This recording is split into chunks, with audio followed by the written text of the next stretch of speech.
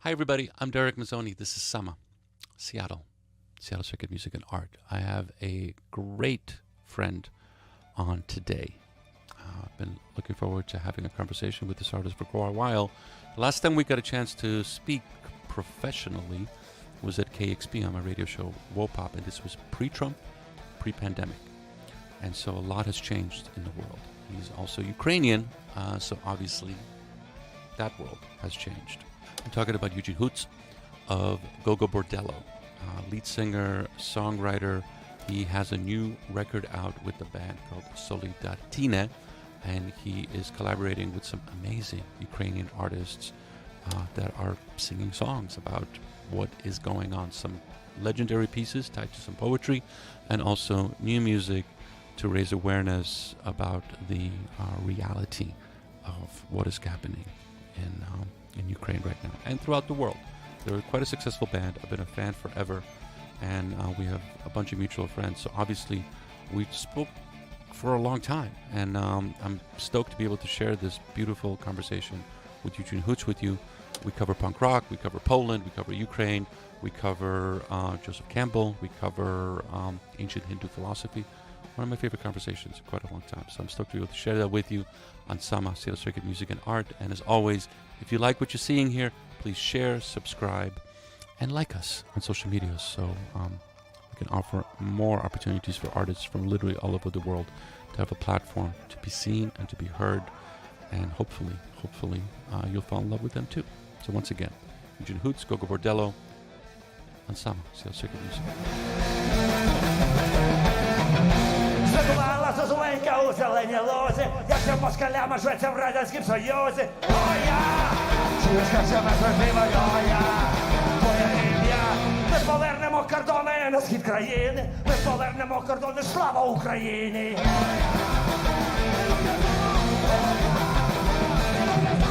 Ми повернемо кордони, Крим і схід країни, ми повернемо кордони, слава Україні! О, я! Чуєш, як ще ми зробимо, о, я! Твоє ім'я! Твоє ім'я!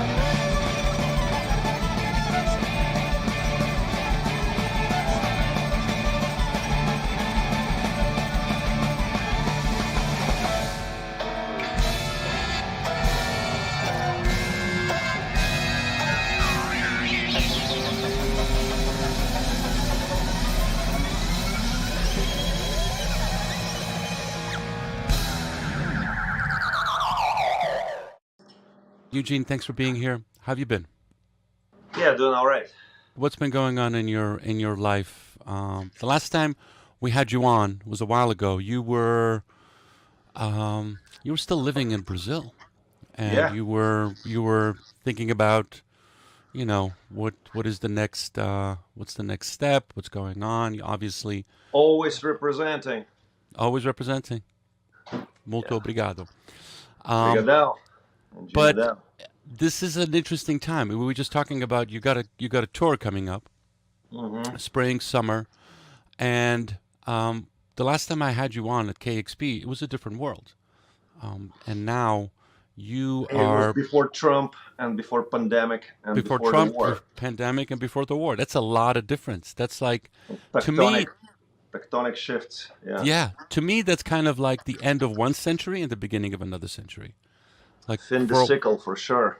yeah, it was like, okay, so this is it. And now, and the conversations that we're having, because, I'm Polish, you're Ukrainian, we're both immigrants, and, we both grew up under the polarity, the Soviet system and the Western system.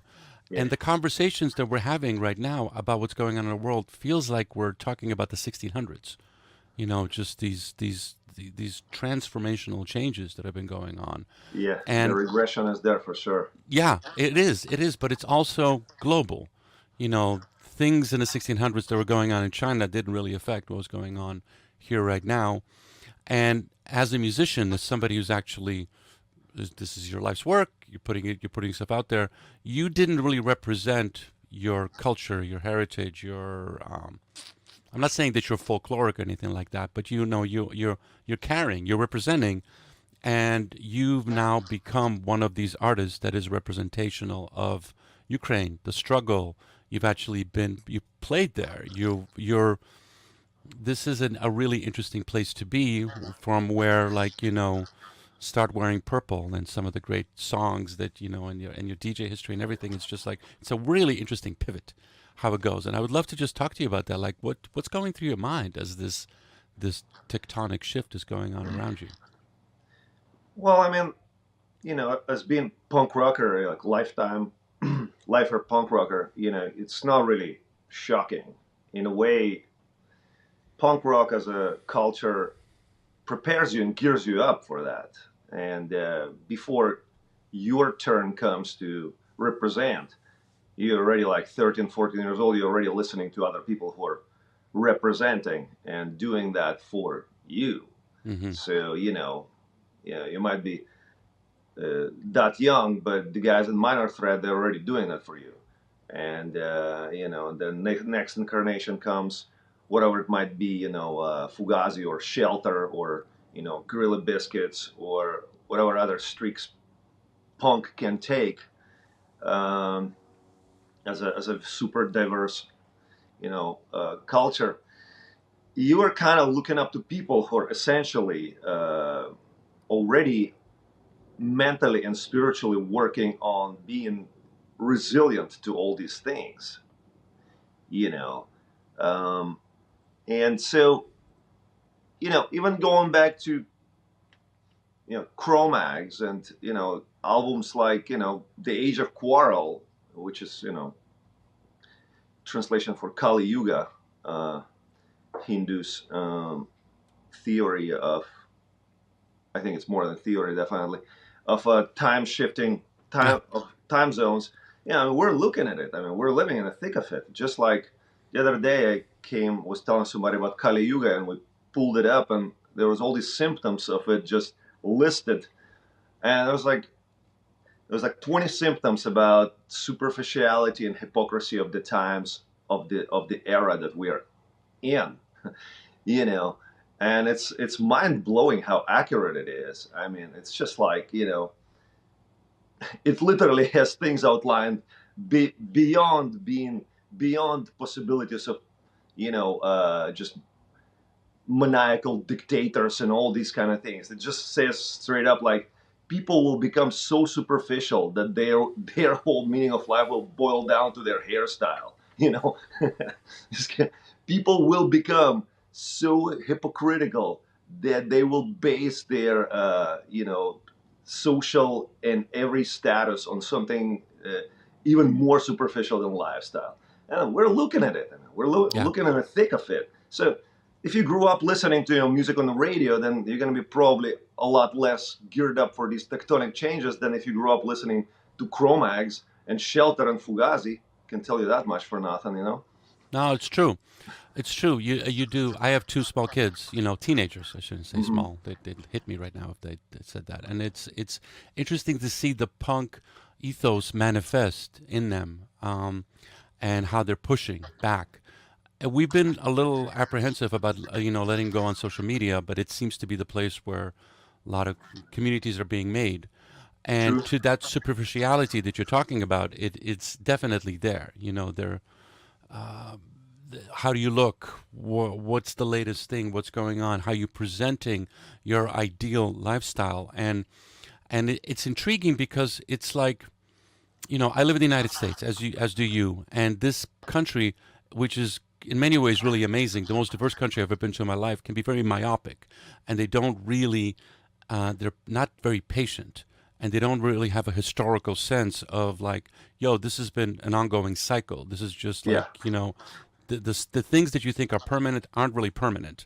And a Kali Yuga that you're talking about is a prime example of that. As we know that very well, because you were born in Soviet Union, that was supposedly some monumental, indestructible thing. And then, like 20 minutes later, it was all gone.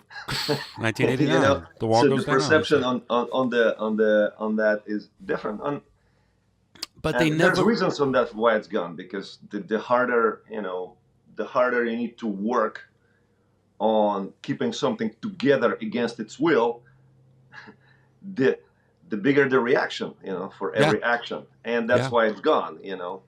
Yeah, it's a prime example how, things like punk rock were forbidden, and the state kept trying to push against that. They would cram these kinds of like folkloric ideals of the peasant and the worker, and we would go to these like showcases where the school you had to go, you wear a little red kerchief, and it's like the village bands are playing, and it's like this isn't really mean anything at all.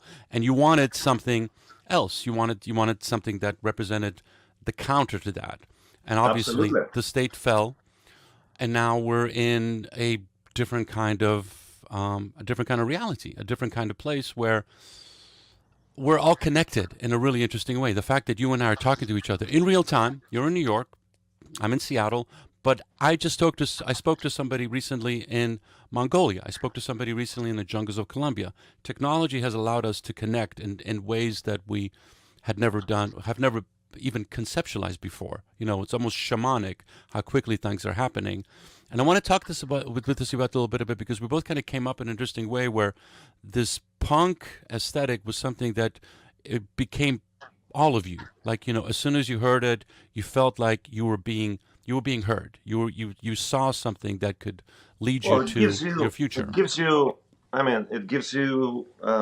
kind of instant audience to a certain extent, because it's a boiled down, kind of distilled, fraction of people that get behind it. Yeah. And they usually have a greater taste and they usually come from kind of a unprivileged but intellectual, and same time very kind of seeking attitude. And so you have people who are relatively unpretentious and ready to do adventurous, events and music, and just they're seekers. No, it's true. Seekers. I think you wrote a song about that a little while ago. But I'm curious, because you're traveling all over the world. You're now representing your country. You're representing a type of a genre, and you've had success. You continue to have success. You're finding an audience more so than ever before. We're connecting this way. So suddenly, punk rockers in Mongolia, in Kazakhstan, in Iran, in Morocco, in South Africa, can suddenly find each other right now. There's some language issues, and sometimes there's some issues with heritage and creed and everything. But those can be, relatively. They could be overcome. They can be overcome through listening to bad brands altogether. Yeah. I mean, and yes, obviously, it's like, one of the things that I was talking about with you before about this country. It's like for the last 35 years, I've been like, dude, I know I love this Western music in English and all these other guys, but you got to check this stuff out of Uganda. You got to check this stuff out. And, I have a small group that are like, wow, but they're like, I had no idea. Like, people don't understand. They think that their perception of what other places are is real. And, it's almost like jarring for them to realize that they're people just like you. They're kids just like you, and they're trying to figure out how to live in their world. And I want to get a little shamanic with you here, because we're in this transition. We're in this transition period right now.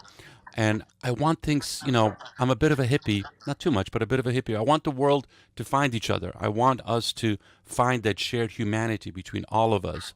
And I've seen this in various genres. I've seen this manifest. I've seen this in metal shows. It's the most intriguing thing where like everybody comes together, even though the music is so intense and raw and mean, everybody loves each other. It's this really intriguing space to be in.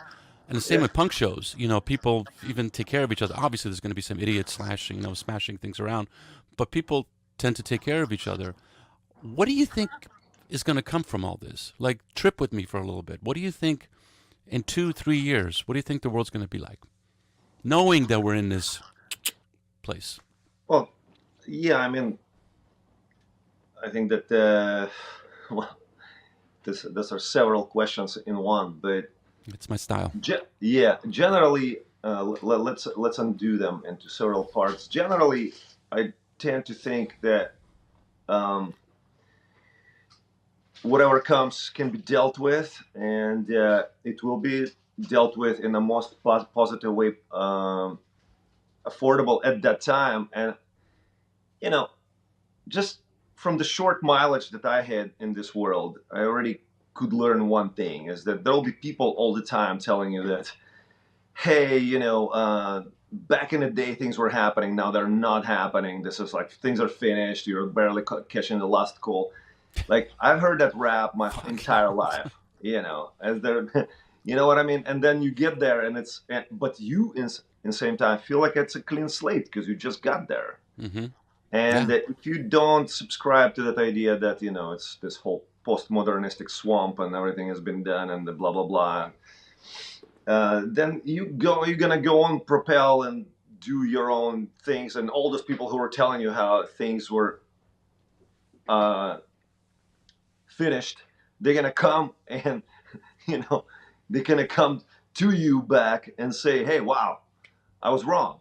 Yeah. So if they could admit that. Story of Gogol Bordello, we just kind of, that was a clean slate for us, and we still went on kind of creating our own brand of punk rock, because that was the whole idea, is to shake it all up, give it new vitality, and infuse it with new, previously unused vitamins, like Ukrainian and Romanian and Hungarian gypsy music. Yeah.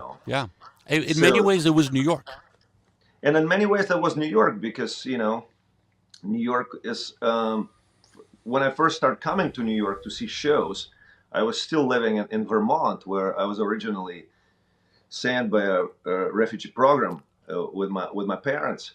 So there I hit it off with like an awesome punk rock scene, that was ran by kids in a very cool place called 242 Main. I started coming to see shows in New York, and I would go to Coney Island High or Brownies or CBGBs, and actually got to play there with my previous bands, the Cossacks and the Fags. And I would go and play a gig, and then we would check out the neighborhood, and I would see that these places are literally next door to a Ukrainian restaurant or Ukrainian social club or Ukrainian bar.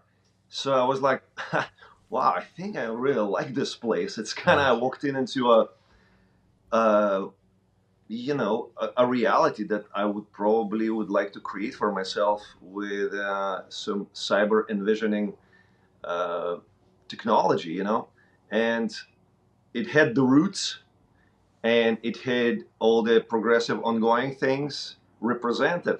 And what's more, as I looked up history and started meeting people in the neighborhood, of Ukrainian descent, and start connecting with that community, I found out that, all these halls of Ukrainian National Home, right above Veselka, the famous, Ukrainian restaurant in this village, is where New Order and Misfits and, and everyone and their mom played in the early movements of punk and hardcore. Yeah. Because the connection was obvious. Ukrainian community would be like, Ukrainian and Polish community would be the first to lend their spaces to something that has any kind of oompa.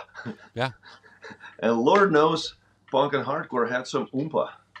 No, completely. And at the time, it was like, once you leave your country, it changes you. It changes you in a way that, this is the conversation I'm having with my teenagers right now. It's like, I know that I've been living in America for a while, but I'm from a different place. I have a different language. I have a different kind of perspective, and it makes you more open to other perspectives. When I ended up in the States, there was still this like stupid Polak and all this shit that was going on.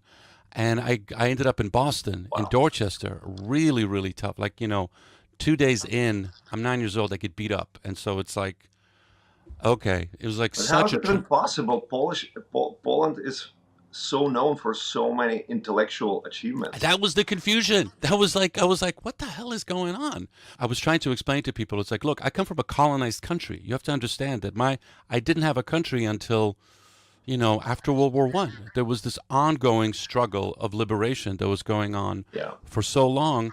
And Back so and forth, yeah. back and forth, and no country, something. So the intelligentsia, they stayed. They stayed in Krakow, they stayed in Warsaw, they stayed in Gdansk. But the peasants moved. It was the time, when Ellis Island was filling. So all, Poland, as Ukraine, especially at the time, was very agrarian.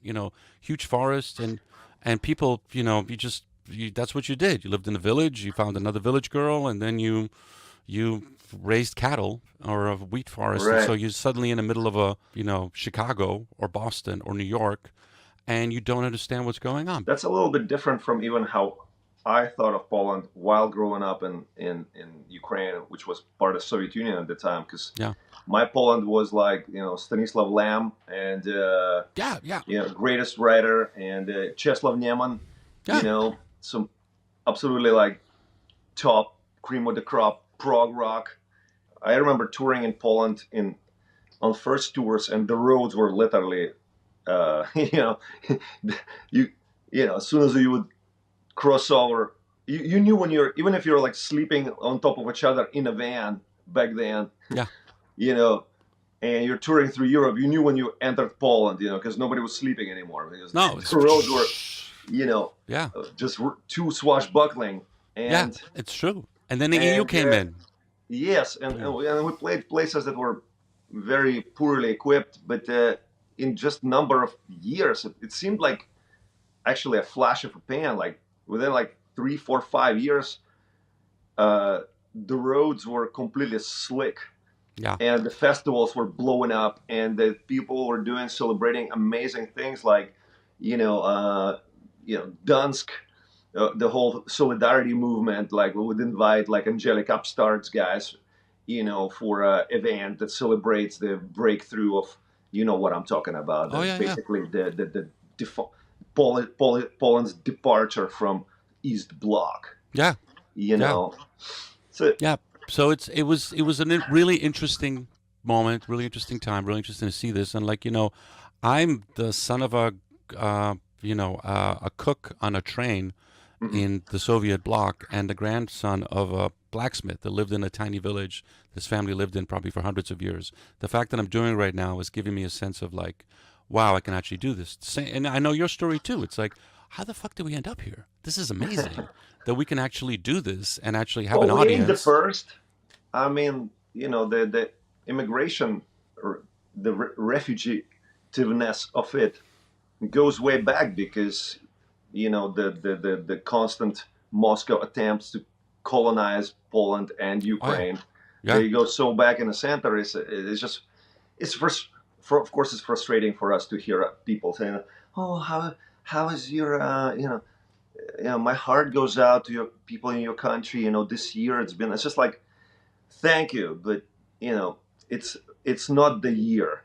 It's been going on. It's been going on for hundreds of years, actually. Yeah. Now that you finally heard about it, thank you. But let's separate mythology from the facts. Yeah. Let's start doing the tilt from people's mythological perspective into the facts, because that's what that whole area, they run people on mythology, on literally fake. Fake history. They run people on memes for hundreds of years. Yeah. Because it's quite accepted and understood by them that people there, they're not gonna look anything up, and they don't want to. They just want to get through the day, and any fake you give them, they'll be okay with it. So they operate on that, Yeah, and especially now, as long as their belly we're is the full. greatest country in the world. Let's go. Everybody's like, yeah, we are. Never mind, everybody is like, has nothing going on and never will. Yeah. And all their accomplishments are completely fake, But people are game to believe it because it bigs up their misery and gives them some kind of relief from that misery. It's pathetic way of life, truly. What do you think's going to happen? What's your hope? Yeah, I don't really get into prognosis, and you kind of have to go as it comes. I know one thing that it's planet Earth, and the gravity will be here, affecting everybody equally. Nobody's going to be walking on water anytime soon, and everybody's going to be subject to all the things that this planet, you know, all the tensions and the complexities are going to remain there. I think that probably there will be a little bit of farther awakening in terms of mythology versus facts, because it reached an extreme point. Like, you know, what I just today read that, you know, some Russian minister went to India, which they were hoping is their kind of semi ally. Mm-hmm. You know, and he was just trying to say some nonsense about how Ukraine attacked Russia, and you know, and just entire room stood up and laughed at him. You know, because mythology doesn't work anymore after so much factual counter-doing being done. And I think there will be a lot more tilting towards processing facts as opposed to these completely fake notions. You know, I think it might be the end of the age of propaganda. You know, because, you know, here is the thing. Beginning of the end of the age of propaganda. Because here's the thing, you know, with internet, which has both great and negative aspects as anything else in this world, you know, which helped to connect, which helped so many people to connect, but helped also to unleash, you know, canalization of of absolute vomit and garbage information onto the people who are not ready to process it. And it was served to people for a long time like it's a golden age of information. It is indeed simultaneously golden age of disinformation. So my hope and what I see people doing is kind of strengthening their filter, because they have to. For a while they were just, no, it's just all great information. You know, conspiracy theories, oh wow, it's so interesting. It's like, yeah, it is interesting. It is a very interesting in a way that's, you know, it's intellectual information. It's interesting, like Rubik's Cube kind of a task, sure. Is it the code to live by? I don't know. You know, I kind of have tendency to reverse to street down to earth wits. It's just who I am. So I'm not going to go travel down that path too far.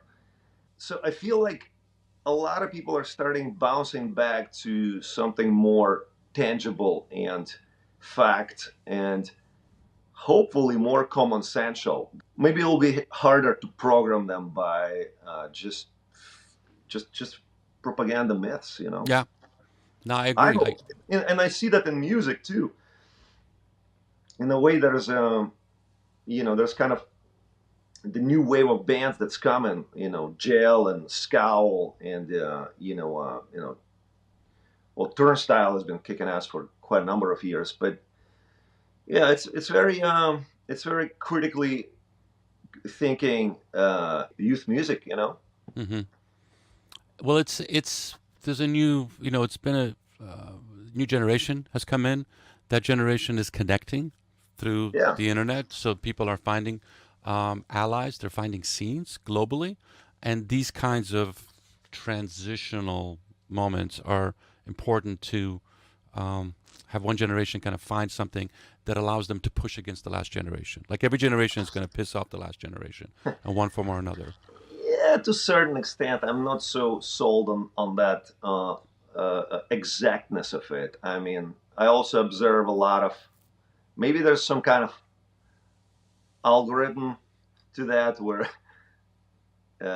it's slightly more complex, but I see a lot of young kids who come in to see us are only getting now into like Susie and the Banshees, you know? No. I'm not saying that they're not going to follow. What I mean? Like, and that's the thing to get into. Yeah. No, you know, we're listening to like early Cure. It's like, it's undeniable. Like that's like some of the greatest most creative music that will gives people instant archetypal tools to be like, it instantly uncorks their genie bottle. Yeah. They run into a place where they pick up instrument of their friend without owning it and start writing the song right there. Mm-hmm. It's that inspiring, I see this with my kid. Both of Great. them. They're like, Yeah. hey, this is... Because it's a real energy. It's a real string vibrating. Yeah. I mean, I was always actually pretty keen of technology. Gogol Bordello, in a way, is kind of like was not everybody is aware of full trajectory of of bands like genesis and development, but in a lot of ways, Gogol Bordello is kind of perceived as a kind of super, vibe. It's real strings. It's absolutely kind of like on the opposite spectrum of technology, but no, really. I mean, if you listen to it with a microscope, you'll find there's a lot of drum and bass samples and a lot of things mixed in there that are actually, especially in early albums, that were kind of computer generated, because I came from a super experimental background, and one of my favorite bands was always, Suicide and Alan Vega and, and the Ministry, and just that was always very close to me. And I had projects actually with Ukrainian musicians here in the city when I first came, that was actually industrial, and kind of industrial folk, I would say, maybe somewhere along those lines. Well, you can hear that in some of the some of the dub work and some of the experimental work that you're seeing. You're definitely not like stuck and like this. I'm just No, going to do this particular all music. those things are developing and going at the same Yeah, time. And all I of always them. welcome that. All the channels are happening right now. Before I talk about the most recent record, Solidatina, what's the experience right now for you when you're actually in Ukraine? Because I remember just recently you went underground and you played a few shows for the troops, as they say. Yeah. Two questions. Or the troops, exactly. What's it like right now? How are people dealing? I mean, it's winter, Ukraine. There are poems written about this. And what can people do? What can people say? Because we live in a country that has a very short attention span. It's one thing when you're like going back to home. It's not only this country. It's everywhere like that. What can you do what can you offer people so that they, understand what this means if it goes the way we don't want it to go? It won't go that way, first of all. What does it mean? What's the weight? What can people do? What's going on?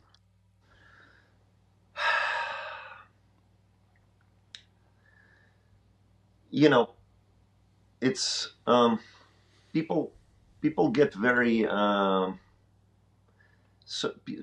people mean well when they get emotional. People mean well when they get empathic, and people certainly mean well when they try to make sense out of it.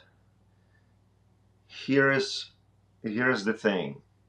It's a process, and that this is not something you will get done in one day. There's people of intellectual, life long pursuit, like Timothy Snyder, who are educating on that front, who are historians and analysts. They are cracking the case of how it all came about as we speak. So in that sense, you have to I would direct people towards analysts who are much more powerful than me, but in a super immediate way. It's about really actually understanding basic things, that the way American and Europe's and now entire world support accumulated for Ukraine is very hard earned, and it's not getting any less hard earned respect. Yeah. It's a real deal, and it's beyond real deal, and it will continue to be real deal because of the brutal nature of the situation. And there was this school of thought that kept floating around, that why is this war getting so much more attention than other wars? Well, it's very easy to explain, because this war has not been going on for 1 year. It's been going on actually for 9 years. And the reason why it went to this scale that's impossible to ignore and is getting all that attention is because it was ignored for 8 years straight.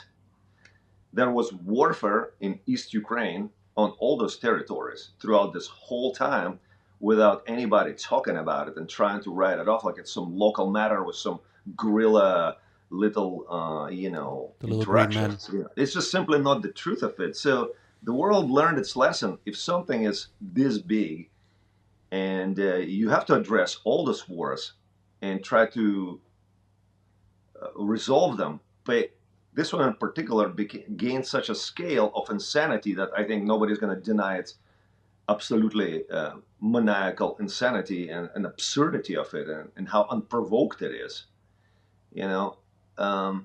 That's the lesson right there. So you can't really be an ostrich in this world. And when you think that you're living, in New Zealand, and that all these things are happening somewhere way far away over there beyond mountains and hills and oceans, this is not really the age in time where that's a real reality. They're actually happening much closer to you than you think, Yeah. And not only in an informational sense, but in a sense of that people who were in that warfare might be sitting next to you in a cafe, actually. Mm-hmm. They might be either they're getting their prosthetics done to regain mobility because of certain charity organizations like the ones we work here with, or they might be actually there in hiding, because they're criminals of war. Mm-hmm. So it's not so far away, actually, as it may seem. And being asleep to these issues is not really, it's not going to pay off. So in that sense, the solidarity of people and trying to be able to see, or, whose heart vision inside is kind of instantaneous, is super important. And, when war started, like, we put together a very first benefit for it. People who were immediately said yes and provided a lot of sense of direction to people who were confused were, mavericks like Patti Smith and Jesse Malin, punk rocker, central guy of New York City, people who were just like there, like it's understood what needs to be done. And, and other doers, amazing musicians like Les Claypool, we immediately got in touch and created a song that was very important for morale of people in Ukraine. Mm-hmm. That there are some people out there who are not Ukrainian, like Les Claypool and Stuart Copeland and Sean Lennon, who all participated in the song, who are concerned and taking unwaveringly Ukrainian side, and that there are people like Ol Jorgensen of Ministry who are doers, who have Angelo Biafra, and so on. I mean, we have quite a number of collaborations actually coming up that all came out of people, musicians, poets who do want to chime in a tangible way and be tangible. That's kind of what I mean, The way of tangible support is always there, whether it's supporting, with humanitarian aid or following more distilled informational channels and supporting that. Those are pretty tangible ways. Those are incredibly tangible. Like working with people, which has been my focus for a while, to regain mobility. The soldiers who are wounded, who are luckily can come to the States and be treated. And there's an organization called Kind Deeds, which is here in New York. And so that takes a lot of sponsorship and takes a lot of care. I mean, it takes real time, real day long and night care, you know. And that kind of tells story, that kind of delivers the gist of the story to people fast.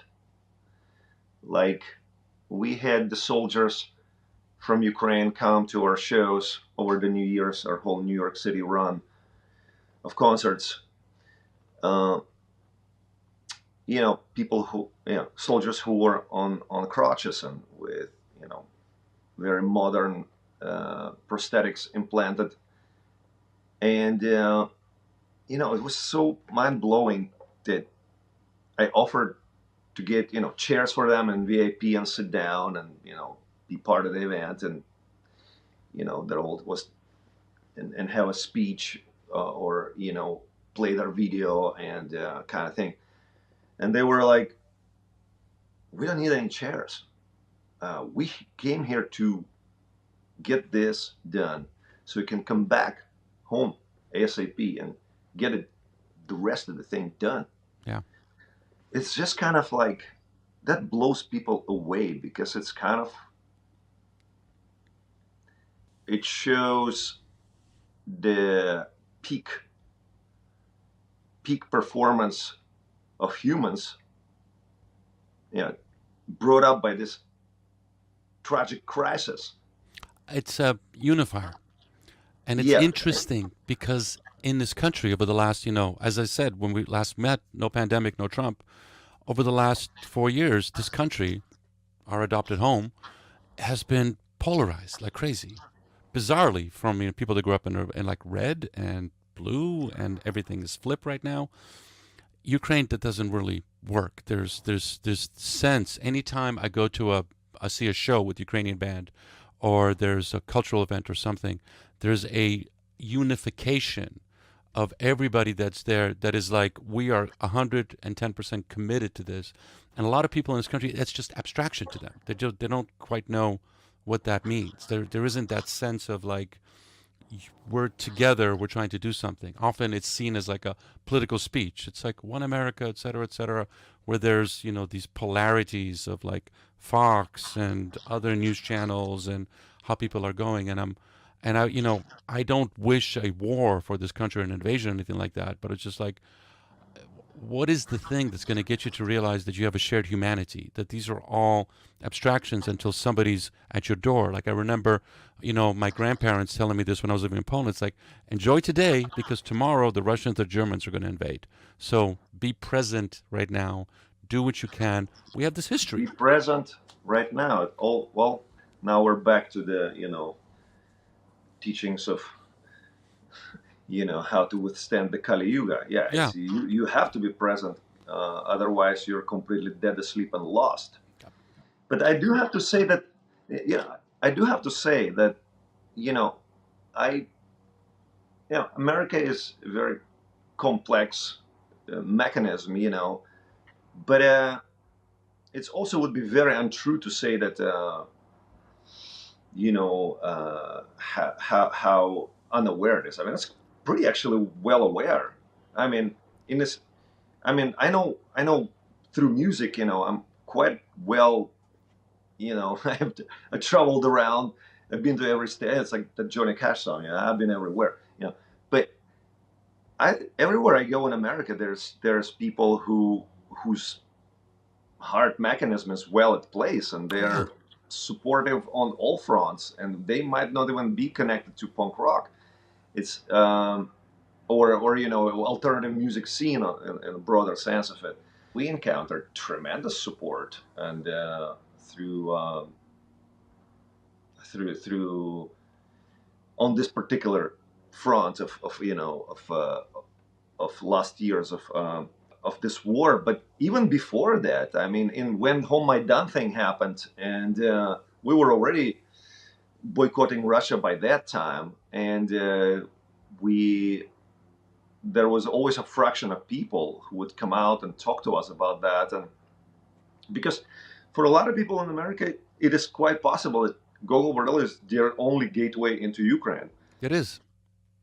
For not, for quite some, even though, I've been living here for so long, but the very idea that, it's called Gogol Bordello, Nikolai Gogol being a great Ukrainian writer that once again was abducted into the mythology of, who, as of some kind of Russian master. It's about as Russian as Malevich.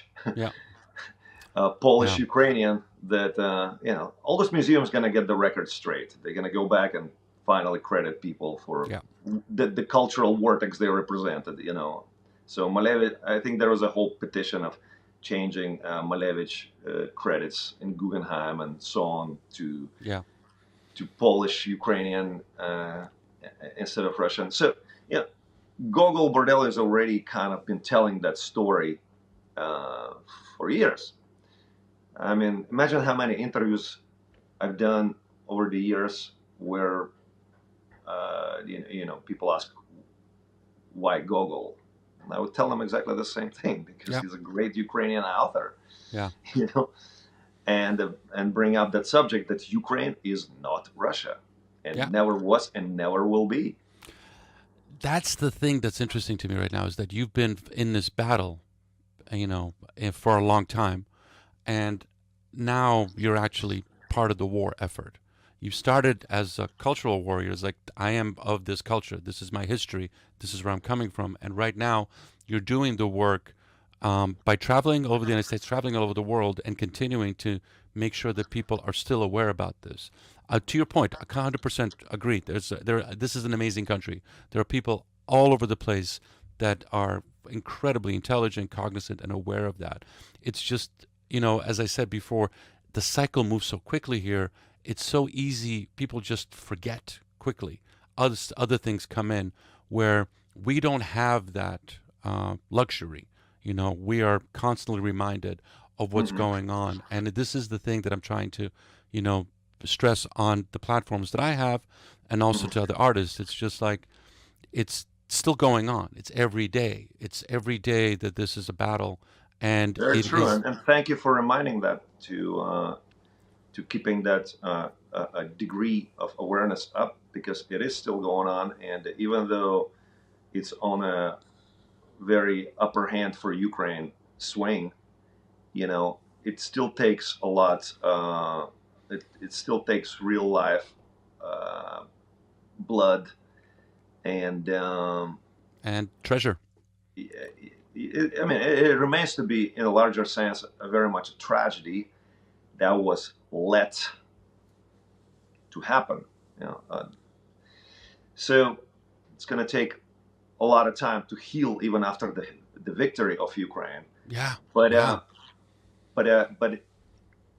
the faster the world will get it done together with Ukraine, the faster it will heal. There's very little doubt in Europe's countries at this point that Ukraine is a rising superpower of Europe.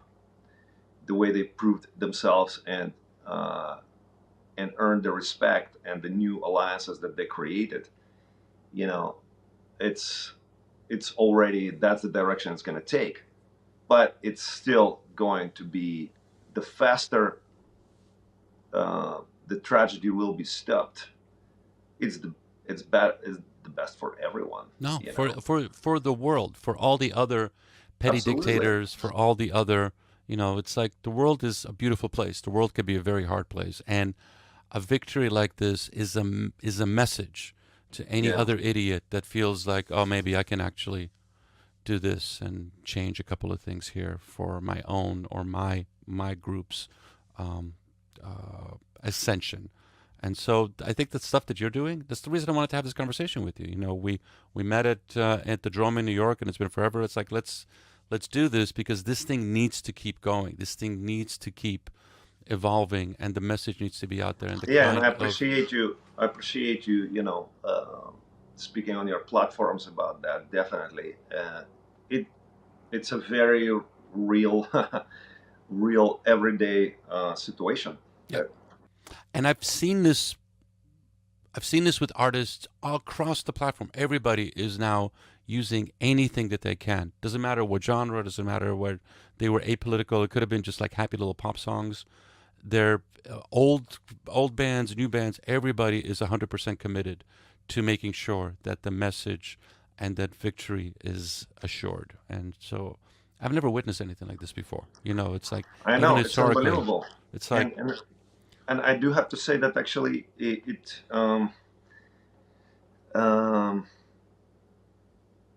majority of the voices that were very prominent about that in the beginning were, just people who are iconic, like, people I mentioned. Yeah. Patti Smith, Al Jurgensen, one of my heroes, Roger Miret from Agnostic Front, he was immediately ready to participate in a song in support of Ukraine. He actually did one before that, even already there was another collab that I wasn't even part of. But the people who were iconic to me, they were already there. And it also was really pretty inspiring to see that some people from pop world were pretty prominent too. I mean, Dua Lipa, maximum respect, she was absolutely 1000% in support of Ukraine from the day one, because once again, like you and I, her upbringing in Kosovo, she knows the story. Yeah. It's like, the story is, why are these people coming here to take all our shit and call it their own? Yeah. That's not how it goes. There will be reaction to that action. And when it comes from, your experience, there is very little room for not understanding it. So it's not abstract. So she was amazing with the support that she provided. That's awesome, and I think it will continue to grow. It's like, when the war started, it's been almost a year right now, and as I did my show recently, I was like, I did not know. I was not the press was like this gigantic, advanced Russian military and was just going to crush Ukraine. And every day it was like, no, and even now more so. So it's a beautiful victory. It's a beautiful, so far, I don't want to get ahead of myself, but it's just the in the press, in social media, through these artists, it's like this. There's a bunch of people that are waiting for the next shoe to drop, and it's not. It's victory. It's getting more and more interesting, and a victory is the best possible thing a victory in Ukraine is the thing that could make Russia so much of a better country. Because I talk to my Russian friends who are horrified at this, that what's going on, and they're like, we want to be part of the world again. This is just a disaster for us. Well, there's a price to pay for letting all that happen and aligning themselves with that bigotry for so long, over and over again. It's I mean, it's a wake up call to all of them, and let's not get too optimistic about what is the percentage of Russian people that are critical of Putin. It's actually very, very not that big. Mind-blowing remains to be how game they are to keep aligning themselves with that sinking ship, because once again, they are brought up on fake memes and that big up their ego. Yep. It's like Goebbels figured all that out back in the 20s and 30s, and they're using that book, and it's working perfectly for people who have no interest in any kind of intellectual insight. No, it's like anything that's going to make me feel better. So I mean, I know that there are progressive minds from that neck of the woods, but their percentage remains to be extremely small. So it's a kind of if they're into awakening, their awakening needs to start happening about 100 times faster. Yeah. No, it's true. It's true. I'm having these conversations also, with like here and when I was in New York too. It's like this is hard, man. This is hard. Yeah, yeah. I mean, it's they're wrapped up in the mythology that's getting dispelled, and there's a reason why Joseph Campbell wrote so much about power of myth. It does have power. Oh, it's huge. It's huge, and and at the it's same time, timeless. and at the same time, the task of human intelligence is to dispel myth, dispel your own myth, as Joseph Campbell pointed out. It's all about unraveling your own myth and getting on with reality and facts of things. So it feels like the world is doing that right now. Like that's the tendency that's kind of I find to be very uplifting. That people are starting getting more game towards strengthening their filter. I mean, we most of the material on Solidarity album, our new album of Gogol, is kind of about that. I mean, Focus Coin, one of the singles, is precisely about that. It's interesting how you're actually able to transmutate these things that are going on and put them out into song. I think, that's one of the reasons I kind of really started following the band when you first came up. I mean, we have a mutual friend with Gogol Bordello who turned me on to your stuff before it was even out. It was just like, you got to check this out. Eugene's great. And then the Bulgarian bar and that whole funky, freaky little beautiful history. And did not plan oasis of diversity for sure. Yeah, at the time. And it's just going back to New York and going back to the United States, where it's just like, okay, there's so much potential here. And, I'm an optimist intrinsically. And it's weird because Polish optimist, that's a bit of an oxymoron. But I am a bit of an optimist. And I feel like this could be one of those times where we could come out of this thing so much better as a planet, as a species than before we came in, because that myth needed to be broken. Exactly. I mean, it's a hard sentence to utter, but when I was reading that World War II, once it was dealt with, that actually brought a lot of people together, understanding that a bigot, bullying, fascism can't be leading mood setter in the world. We got to get that completely out of the picture somehow. And the people of goodwill came together on that accord. It is similar now. It's similar now, and one of the victories of this situation is that's already happening and will be only getting stronger because of all the solidarity that you described and I described between artists and people in general, is that their solidarity starts lingering on a human factor, on humanity. Yeah. On humanity. It's starting to be unifying on that level, that it's getting beyond any ideology or religion or even cultural affiliations. It started getting like, hey, it's the world. It's like dealing with this incredible crisis, and the more we'll deal with it together, now that you're witnessing real-time suffer that's undeniable and unignorable, it brings out dormant humanity in a lot of in a lot of people. Yeah. And I think that's probably, optimistically speaking, will be one of the plateaus that world will reach after this, and already reaching. I mean, speaking of Polish culture and Polish history,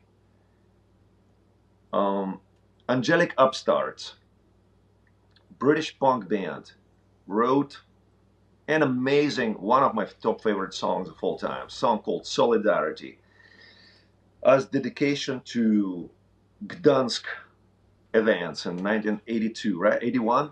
81. 81. So they wrote that song, released it in 82, I think.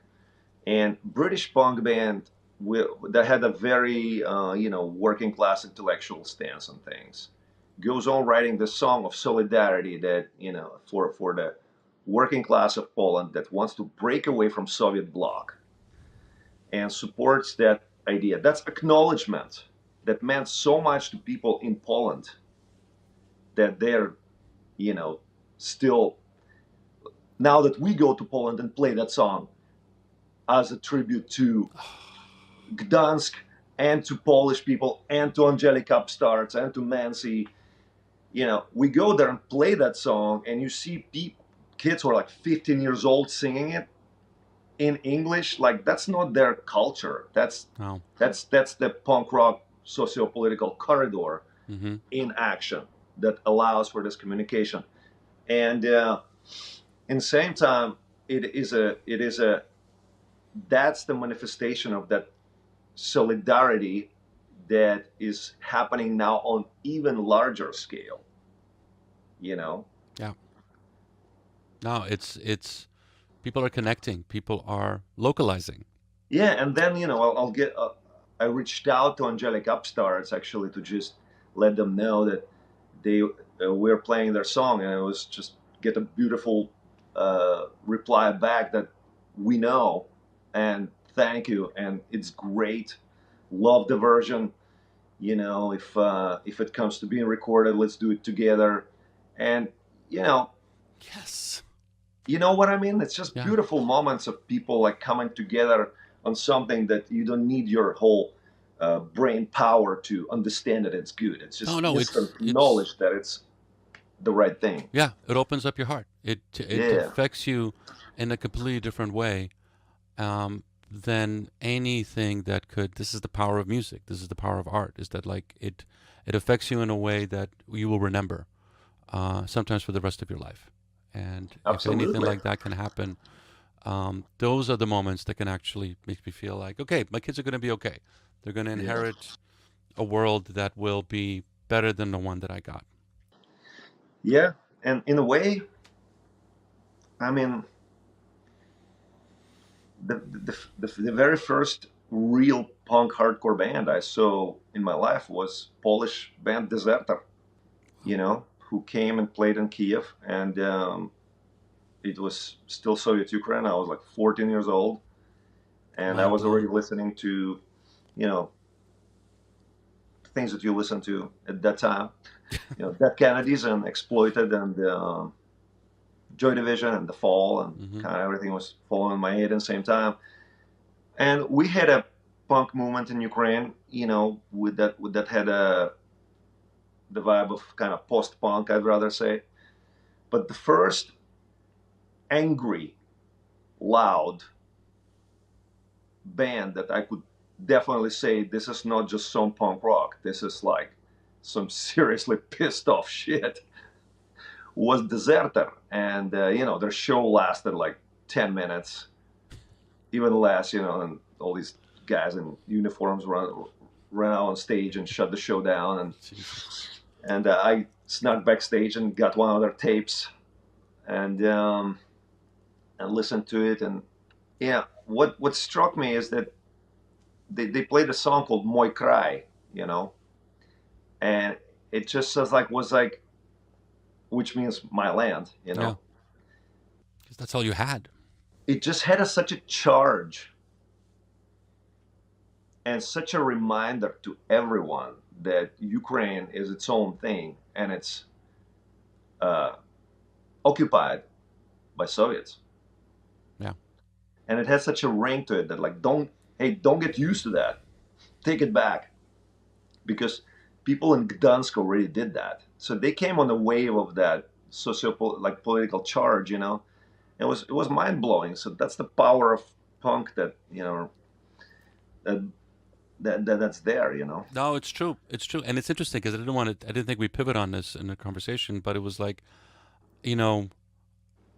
what happened in Poland during Solidarity was such a shock to the entire, Eastern Bloc. It was like because the Russians had invaded again and again and again, even up to like '68 in what was then Czechoslovakia. And Prague, so yeah. and so suddenly the fact that this could happen, the people believe this narrative that this is forever. This is the new. We're always going to be like this, and suddenly you see a crack, and then another crack, and then another crack starts happening, and I hadn't thought about this, but this is the continuation of those cracks. Like historically, it's not like one this moment. This is a major one, yeah. This is more than a crack. This is continues, yes, but it's like in the bigger picture, in that system, but also from a planetarily human history system. It's like, why do we need to have this kind of like top-down, bureaucratic, oppressive system of living? Why do we need these fucking guys? Like, why can't we just, we have a history of not dealing with this stuff. We took down monarchs, we took down other systems. Why does this need to be the narrative that people feel like this is the only way it must be? Why, it's like, and it's artists and it's others that are like, no, fuck you, we're going to find another way. And we need to in order to get there, you need to make those breaks. You need to find other ways to have people that inspire you and break through this and get to be in a hopefully a better place. Oh, no, absolutely. And I think that maybe it's a kind of a part of even rock and roll and history that remains to be kind of under the carpet. That how much, you just brought up Prague. It's 1968, the Russian tanks invasion in there, and trying to force them back into obedience. Yeah. But that's when. I mean, Ivan Kral from Patti Smith Band and went on being Iggy Pop's guitar player for like 10 years. And I think he worked with Bowie too. I mean, he did. His family left Prague precisely because of this. Yeah. And he was Czech, and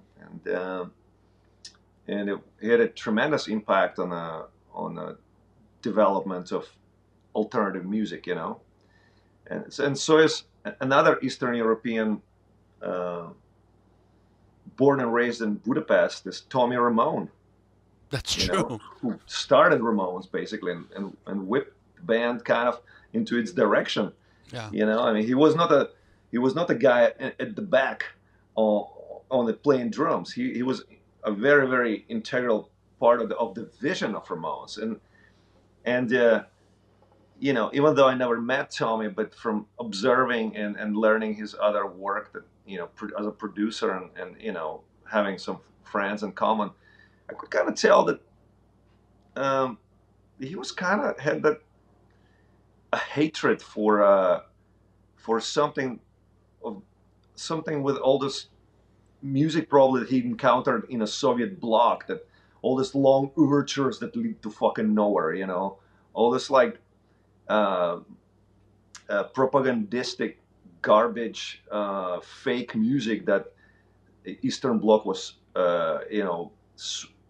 drowned in, music that usually started with some absolutely rhythmless, uninspiring intro that never fucking led up to anything. So, of course the Ramones song gonna start like fucking 1, 2, 3, fucking bam! And there we are. Yeah, part of that frustration, I'm sure, is there. It's just such a boiled down, distilled aesthetic of opposing that. So the musicians from the neck of the woods, I mean, I'm not the first one, No, but it's interesting to talk about it that way because, we there's a lot of news in the world. There's a lot of stories in the world. And it's interesting to be able to talk about that. For me, I didn't know. And I appreciate that because it gives me a sense of like, oh, wait, I'm one of a thread that's been doing this. And you, especially. It's like, hey, and it's good to feel like you've come from somewhere. And, and then you're also passing on the baton and hoping somebody else will continue the struggle, continue the work. Actually, Tadeusz Nalepa and Breakout and Mira Kubasinska, the Polish rockers, those were like some of the kind of more like my father was listening to a lot of that when I was, 1, 2, 3, 4, 5, 6 years old, and it was quality rock music. It had a lot of style to it, and I do know for a fact that Czeslaw Niemann, who is absolute, it's a mega genius of music, who I think that he was talking with McLaughlin and other musicians like from that top fusion echelon, and cross-pathing with them on some festivals in Finland. There were overlaps. Maybe Slovakia. There were countries of Eastern Bloc Hmm. that were a little bit where screws were more loose. There were things like that. There's like some amazing live footage I saw on YouTube of Amanda Lear, Salvador Dali's girlfriend at the time, or whatever they were. Seemed like they were presenting themselves that time, playing in Bratislava, Slovakia, whole entire live set with of Lou Reed songs and Velvet Underground, like with a dance troupe that looked like guys from Hamburg dressed in BDSM fashion that was like way more radical than Lou Reed sported, and in Yeah. his peak of his interest. Jesus. So there were still things that were falling through the cracks where Yeah. people were more pro-Western. They were like, it was obvious that they were just very, very, they're held by the force, by the Soviets. And the second somebody was looking away, like Amanda Lear was already there, Yeah. busting out some seriously scandalous stuff, yeah. You had an audience. It's like there was something at that time where people were so interested in something else because as I was saying, it was like it was packaged and given to you. This is your land, this is your people, and we're all part of the the red kerchiefs. We all had to wear them, and we went to these. Oh God, yeah. It's not the God. It's been so long. Not the Cosmo, something like that. It was the children's group, but it was like this. Suddenly you sit and this is your culture given to you, and to see something raw and to see something that was so different than what you ever experienced before was intoxicating. There are documentaries about this right now. My family had some merchant marines, and they would like sneak in this stuff, like little bits and pieces going up in Gdansk and Gdynia. But there are these documentaries about like making records on X-rays, and Yeah, of then course. Yeah, my finding father had some of those. Yeah. that's like this music will be heard, this music will be found, Yeah. but then you find your own voice in that, and you want to add to that. You want to add to that music. You want to add to the cultural shift. You want to create something. The urge to create, the urge to add your voice is so powerful and so needed, because as soon as it's authentic. I mean, the reason why you guys are successful is that you're authentic. You haven't dulled it down. You haven't changed anything. It's continues to be pure. Not pure as in like pristine, but it's the intention is still there, and it's powerful, and it's like in every other. I don't know any other way. I mean, it's like, people who start follow some kind of trend or fashion, they're shooting themselves subconsciously in the leg because they're disconnecting themselves from what's on their subconscious drive. They're trying to override it with the conscience, and that's when art dies. Yeah, and then you automatically there's like a stopwatch. As soon as you start doing that, you're like, oh wow, you're redundant from the start, and then there's no future for you. In the same time, one positive thing that I could observe, that people who are exactly like that, who are stick to their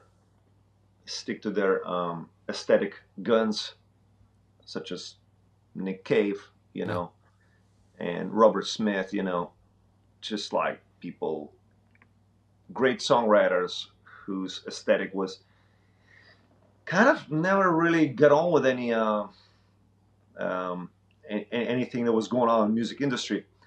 They're like decades later, after being prophesized to be like the most marginal and fringe artists, now they're only becoming bigger and like everybody's seen Nick Cave become arena and a Bad Seeds become arena act in the last 6, 7, 8, 9 years. Oh, yeah. Yeah. Well, I was telling people it's going to be like this in starting 1992. They're like, "The fuck are you talking about? Why would this like appeal to that?" To it's like, watch. No, completely. I saw Nick Cave, and it was everybody left whatever they were watching and just came in. He started singing, and I was like, okay, Nick Cave's there. Let me go see. But I was planning just to be there for maybe 2 songs. I was planning to go someplace else. And suddenly I'm walking in. I wanted to catch the beginning, and it was this really intense, like everybody just turned and started walking towards this. And by the time he was halfway through, the other stages were like barely empty. And there was this just crowd just right there because they had seen something. Love it or hate it, this whole music industry still allows for things like that to happen. Yeah. And which is a triumph of a character, a triumph of perseverance and resilience to superficiality. I'm just saying that if you have a necessary defiance, your defiance will be the guarantee of your success in the context of love it or hate it music industry. It's true, but I think I'm not that hopeful with the music industry because it always ends up doing some kind of weird suicide. And I don't even know what that word really means, music industry. I think that once Steve Albini wrote out that article in Maximum Rock and Roll, like back in I think the article called "Some of Your Friends Are Already This Fucked," and it had all the information about what these $1 million contracts actually mean. And how the bands are all in debt and all this kind of stuff. I think that already transformed a lot of understanding of people's music industry, but it's still, for whatever it is, and how it keeps transforming, it's still, it's where we all kind of meet. This is where we meet. And it still allows, despite all its defects, it still allows for, for triumphs like Nick Cave and the Bad Seeds. Yeah. And that's great. I think it's a springboard. Like right now, it's interesting because you see artists like this. You were talking about The Cure before, and it's intriguing how my kids discovered The Cure. Because they're listening to stuff that I'm playing. To them. No, I did, but they also rebelled. There's a period of time where they're like, nah, that's that. Well, then did you start with Three Imaginary Boys and or B-side singles? No, they wouldn't rebel. I think we were listening to so playful and excellent. We were listening to we were listening to a bunch of different things because it was like, my tastes go broad and deep, and so I have to listen to stuff all the time because that's my job. So it was like, I'm sorry we're going to get this, but they discovered The Cure through TV. They discovered The Cure through shows that their music directors were like, who are like you and I. They're like, this is really awesome, and I love this. I'm going to put this here. So suddenly a whole new generation discovers these legacy amazing bands, and even Nick Cave and others, where they're like, because somebody else is putting them into a platform that is affecting them on really interesting ways. And it's like, even you're seeing this across the board right now. Like, you're going to see Depeche Mode. They're having a huge tour right now, and 50% of the band, of the artist, of the fan base is going to be under 25. Because they're the same with The Cure, the same with Duran Duran, because they're getting something that isn't available in the way the industry is presenting music right now. But we keep talking about The Cure, the Ramones, and it's weird. The Ramones, my third show. We're talking about Tommy. I met Tommy because I got kicked off the stage by Joey. I fell hard. I fell hard into music. First show was AC/DC. Second show was Rush. Third show was the Ramones. Fifth show was Big Black. And then it was like, I am in. And I needed to slam and I needed to stage dive. God knows I could have broken my neck so many times. But I felt it was my people. Like, for the first time, this weird, pale Polish immigrant kid suddenly felt heard and seen and noisy and dangerous. And then God knows where everything from there. But those were like pivotal moments that like made me. Found your tribe. I did find my tribe. I did find my tribe. We're the gang now. Okay, God, we could talk for a long time. Okay, two things before we go. First of all, the new record Solidartine is available on Bandcamp, so everybody, that's still the best way to actually get music. Bandcamp and beyond, yeah. Yeah, but downloads, get it. And do you sell swag on your Bandcamp too? Can you get Gogol Bordello shirts, hoodies? So. Okay, yeah, I think you have people for that. You're gonna put together a list of Ukrainian bands who you feel are really important right now that we can share with our viewers and our listeners. Sure, right? Absolutely. Okay, super important. The band is on tour. They're going to be playing. They're going to be playing in Warsaw and Krakow and Poznan. So all of my listeners and viewers there, go see them. You just heard this thing. It's not a dry eye, especially there, and especially I was just in Poland in November. Every cab driver is Ukrainian, and the people are there. Yeah, and, out of that. Yeah. And they come together for these kind of things. They'll come together for your show, and it will be a catharsis on so many levels. And yes. And you're continuing to do the work in New York. You're continuing to make sure that people know what's going on, and you're continuing to make sure that Ukraine survives. Definitely, it will more than survive, and the support is quite great. So, New York being more of a leading edge in a lot of sense, so it's probably easier to get the work done here. But just John Zorn and Laurie Anderson, every time I check in, they're doing some benefit for Ukraine, or it's not like we're the only ones. I mean, it's pretty massive thing, but hopefully it's like that where we can't be, wherever you may go, and it's happening. I was just in LA a few weeks ago. Stuff is going on there. We were talking about the Ukrainian cultural centers and Polish cultural centers, flags everywhere. People are doing benefits, people are aware, and so doesn't mean you can get lazy and stop. You have to continue, but it's absolutely know that solidarity via humanity is what's in a cooker. Yeah. Eugene, thanks for the time. Thank you, man. Appreciate it. Thank you for being awesome like this and bringing up all these crucial topics, Yeah, and fun topics. I had no idea about this history, and this is so awesome. Thank you. Yeah, thanks to you, man. Thank you.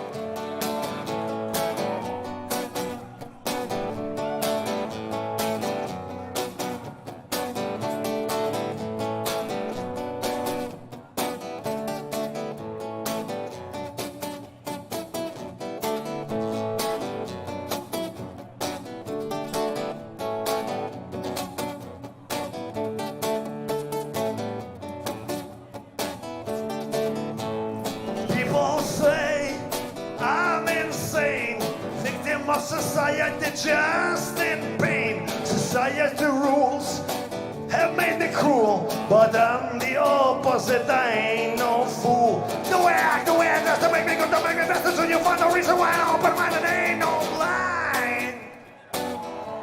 I ain't no blind. So why am I going insane? Why am I the one to blame? Why am I going insane? Why am I the one to blame?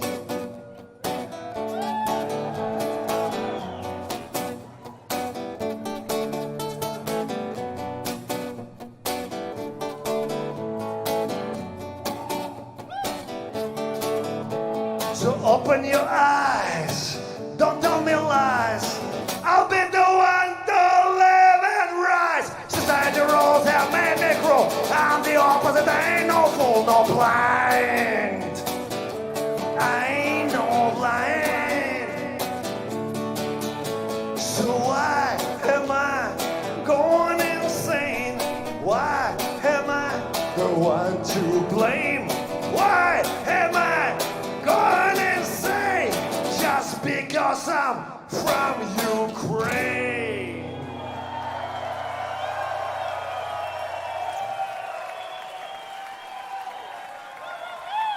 Thank you.